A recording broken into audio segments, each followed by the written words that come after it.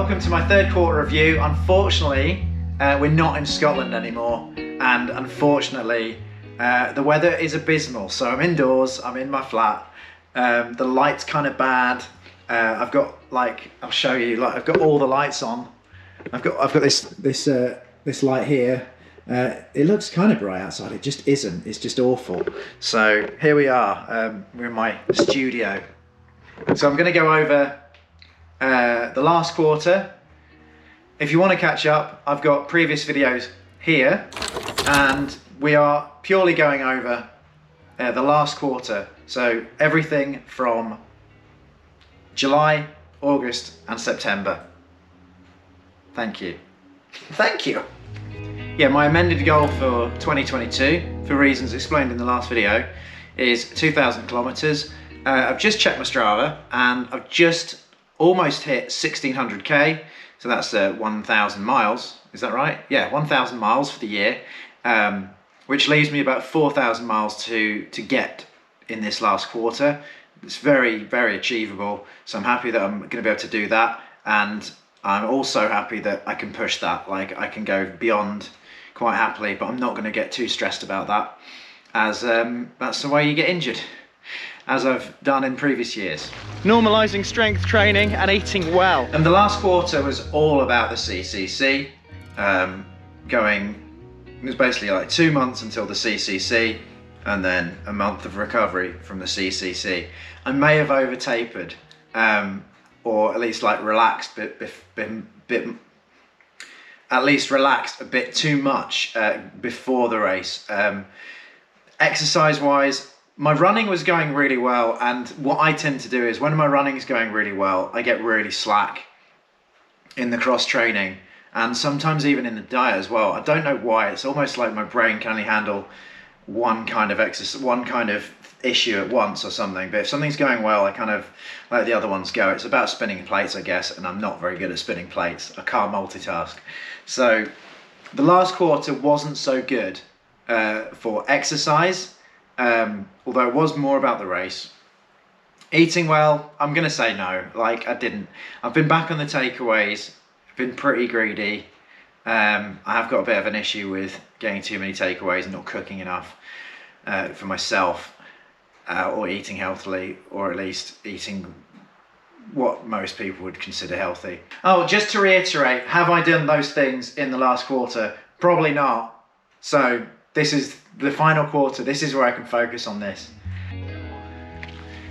The survival. Whew. Ensure the survival of Great Out Running as a business in 2022. Right, this one's another amended goal from its previous goal, which was to raise £2,022 in 2022. We had a good start to the year with the Kirk's Carverley Cutter. We raised a bit of money for charity for that.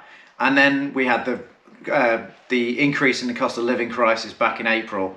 And then since then, races have gone down the pan for a lot of race directors. If you don't know, Great Out Running is also a race company, and we had, over the summer, between that last video and now, we had 3 races booked.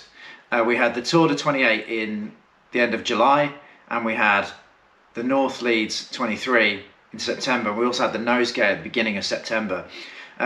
At the time of that video, like, they were both selling very, very poorly. Well, sorry, they were all selling very, very poorly, to the extent that the Nosegay ended up getting cancelled because it had 2 entries. I don't want to beat myself up about that, because the whole landscape has been crazy this year. And I've spoken to a lot, I've done the right thing, and I've spoken to a lot of other race organisers or people involved in racing, and it's been the same across the board. So if you are a race director, like, don't worry, like, this thing's picking up again. But the idea of bringing new races in, brand new races, in 2022 is not necessarily the best idea, as I think the majority of racers or runners who have entered races that had been cancelled in 2020, all these races are now coming back, and people are getting their revenge on those races. So people are doing the races they wanted to do in 2020 or 2021, and done them in 2022. So I think that is a big reason why bringing new races out has not been the best. But it's also given me the opportunity to try out these races and it's nice to say, but the Tour de 28 and the North Leeds 23 were both very successful races in the end. Numbers wise, not crazy, not great, but in terms of piloting a new event, absolutely amazing. Like, you got enough people to make it happen, and not too many people to worry about. So I'm really glad to say that both of those races will be back in some form next year. So in terms of ensuring the survival of Great Owl Running, I'm fairly confident we're going to be back next year. Like, I'm pretty confident with that, and I would like to raise money for charity, and there are a few ways I'm going to try and do that before the end of the year. But like I said before, like, I'm stressing on the survival of this business, so in order to raise a lot of money in the future for charity, so I'm not too worried about that goal. I think it's less important now, as it will be way more important in the future. I'll just brush over this one because I made way more films in the last quarter, and you can see that in the last review, and also that I have released more films. I was talking about this Bob Graham video that I've got, so that's still, you know, still weighing me down a little bit, but since then I've had loads of new films made. I've just really got into the swing of making the films, and there's not much more to say about that. So this harks back to the number 2, normalising strength training and eating well.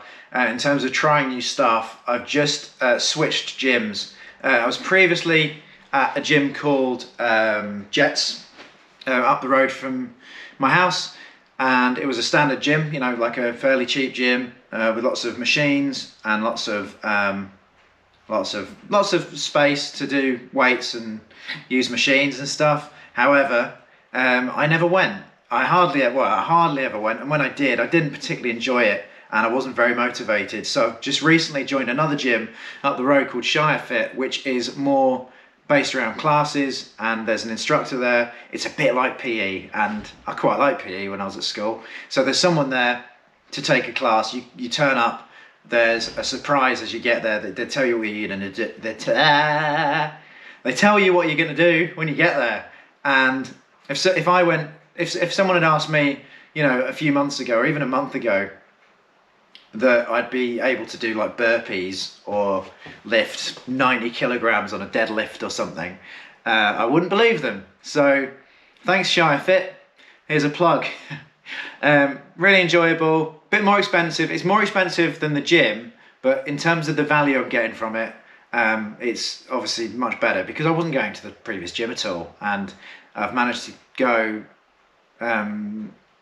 3 times a week for the last couple of weeks to this new gym. So right now I'm enjoying it. I hope to keep it up. I haven't had the opportunity to see any results in my running, but I do feel stronger, and I feel more secure in my back and my core, and I'm hoping that as everything evens out, because I'm very sore at the moment still from doing everything, I'm hoping when that soreness sort of stops, or at least settles a bit, that I'm going to be more solid running. Continue to train properly, race well, and recover well from the CCC. So it's early October. We are just over a month post CCC, possibly 6 weeks. A brief outline of what happened as soon as I finished that CCC race. I felt great. I went up to Flagere. I watched runners coming in the following days, which involved a little bit of running up to the mountain to watch other people. It felt good. I went for another run a few days later, or a couple of days later, on part of the TDS and UTMB course, and I felt okay. I walked most of it, and then I got ill, and I got a cold, and I was bedridden for a day. And then I was very fatigued and very tired for about 2 weeks. So a couple of weeks later, there was a race, the Meanwood Valley Trail, and I wasn't feeling great, but I thought I'll race this. I'll race this race and just see how I go. And I ran fairly relaxed, but I still blew up at 4K, and I thought that's fine. You know, it's a few weeks after CCC. I'm not fully recovered yet, but it was good to test the water. I was basically waiting a week, testing the water, waiting a week, testing the water. I've maintained consistent races throughout September, but with the attitude of like, I'm still recovering from CCC. and slowly but surely I've got better. But like, I was fatigued, and I started taking iron tablets and magnesium, and I spoke to my physio about this as well. And the main thing, it was time. So September was always planned to be a more relaxed month for running. We're now at the beginning of October, and I can start to race again. I've got some big races coming up. I just done the Kirkstall Abbey 7 again. Like, it was not serious running for me. Rombold's Romp, not serious running for me, but nice to get that speed back up. And again, with recently having a chance to have another park run, go back to that. I'll go back to that in a minute. But we've got Langdale coming up. We've got the British Fell Relays coming up. That's Langdale for me now is tomorrow. Don't want to go too hard on that, because the British Fell Relays, I'm in a team. People are relying on me, so I want to give that my all. I think I recovered well. Like, it takes a month to recover from a 100k, and on previous years when I did the London to Bryan 100k, it took me 10 weeks of misery with a big injury as well, and my body's more solid and can take that kind of stress much better than I could back in 2017. Maintain a sub 20:30 park run or 5k. I come to you from the midst of the Kirkstall Abbey 7, where I'm really struggling to keep up with the rest of the pack. Now, that goal was to maintain a consistent sub 20:30 park run. We're not moving that, because I've spent the last quarter running long and arduous races, so my general speed has gone down a little bit. Managed a 20:45 park run in Armley yesterday, so I think in the interest of just keeping me from getting injured again this year, I'd like to continue to maintain that 20:30, that sub 20:30. Now back to the race. Goals 8 and 9 were pretty much covered. A little bit on 9. I still haven't done that Bob Graham video, but I promise I'll get it done. I promise I'll get it done. It's still all in my head. There's so much I want to put forward as what is part of Great Isle Running and what Great Isle Running is meant to be. And I think maybe I'm just currently slowly trying to mould it into what I want it to be. For the record, Great Isle Running is a race organisation, but it's also this YouTube channel. It's also just me, with the help of a few key people of late.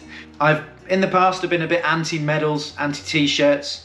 I've worked with Trees Not Tees in the past, and that's worked really well, because I'm not essentially against the idea. So this is an artistic pursuit. I am a graphic designer. I do all the design myself. I like to create things. I like to create t-shirt designs. I like to create medal designs. And finally, I have found someone who can produce my medals on request. So I'm not going to be mass producing things. There's not going to be waste. And I'm going to try and do the same with t-shirts. This new batch of t-shirts. All the races in 2023 are going to have the option to get your medal additionally, which means that's going to be no waste. So the only people that get a medal are people that want a medal, and the people that don't want a medal, they don't get a medal, and they don't pay for a medal. After speaking with Trees Not Tees a few times, we are producing t-shirts, but they are Great Isle Running t-shirts. There won't be any event t-shirts. There won't be any dates on any t-shirts.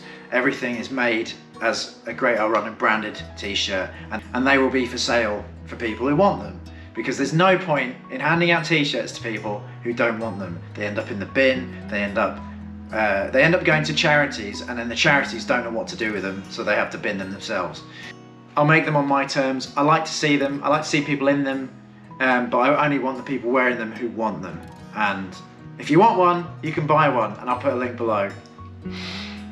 In addition to that, I really want to start pushing the Patreon. I've got some fabulous patrons on my page, but I would really like more, obviously. I've never really explained this properly on video before, but I'm trying to use the Patreon as a bit of a kind of Netflix for races. So we've got some races next year. You pay the Patreon, you get into those races for free. So thank you very much, all the patrons who have supported me so far. Possibilities are endless with this channel and with this company. Like, it is an extended hobby of mine. but I want it to be way more than that. Like, if I could do this full time, that would be my absolute dream. And I'd be collaborating with other artists, I'd be collaborating with places and just floating more boats on the high tide. So thanks very much. What you can do, if you don't want to pay, you can just subscribe. It's free and it helps me reach the videos out to more people.